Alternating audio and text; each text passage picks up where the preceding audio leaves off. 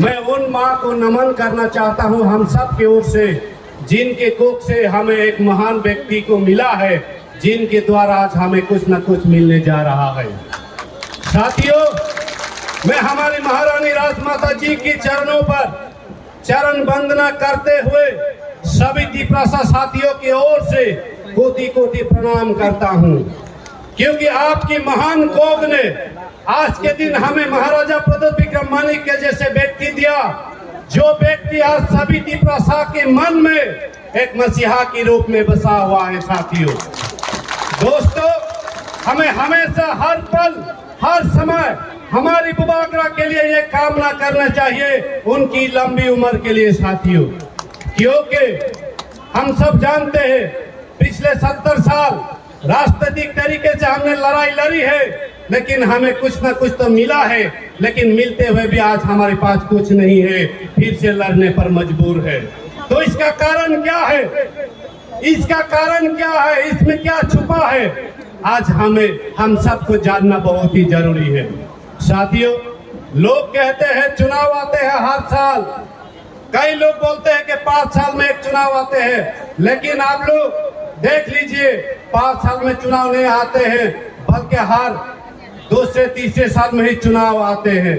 इन्हीं चुनावों के चक्कर में कुछ हमारे लोग भी अपने अधिकारों को बोलकर व्यक्तित्व स्वार्थ के लिए लड़ाई लड़ते हैं, हमारी एकजुटता टूट जाती है, तभी दूसरों को ये मौका मिलता है कि हमारे अधिकारों को छीन कर ले जाते हैं, और हम जैसे आप जैसे लोग गरीबी की जिंदगी जीने पर मजबूर है और सड़कों पर चिल्लाने के बाद भी अपने अधिकार को हासिल नहीं कर पाते।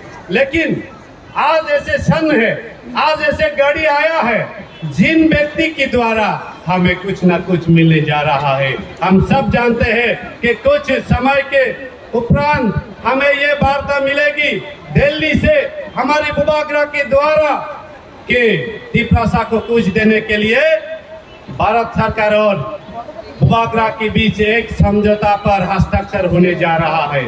ये हमारे लिए खुशी की बात जरूर है, लेकिन और भी कठिनाई आएंगे। उन कठिनाइयों को सामना करते हुए हमारे एकजुटता को भी बनाए रखना बहुत जरूरी है। किसी ने खूब वाला क्या कहा है, आप लोग जानते हैं कि संसार में ऐसे कोई चीज नहीं है जो नहीं झुकता है, लेकिन झुकाने वाला चाहिए। आज भी वैसा ही हुआ। हमारे एकजुटता, हमारे एकता की ताकत ने, हमारे बुबागरा की नेतृत्व ने हम सबको आज ये साबित कर दिया कि झुकाने वाला चाहिए, कि बुबागरा ने लोकतांत्रिक तरीके से भारत सरकार को ये मनाने में सक्षम हुए हैं। यही एक झुकाने जैसी वाली बात है। तो ये सब हम सब की ताकत है, हम सब एकता की ताकत है, इसको बरकरार रखना है। डॉक्टर भीमराव अंबेडकर जी, महामानव बाबा साहेब ने अपनी कौम के लिए एक बात कही थी, हमेशा मेरे दिल पर ये खुरद की है। उन्होंने ये बात कही थी कि जो कौम अपने इतिहास को नहीं जानते, वो कौम अपने भविष्य को निर्माण नहीं कर सकते।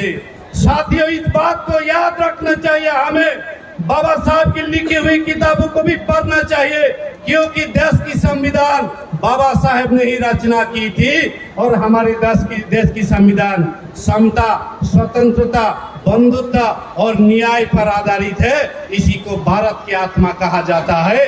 इन्हीं की तहत आज हमें कुछ न कुछ मिलने जा रहा है।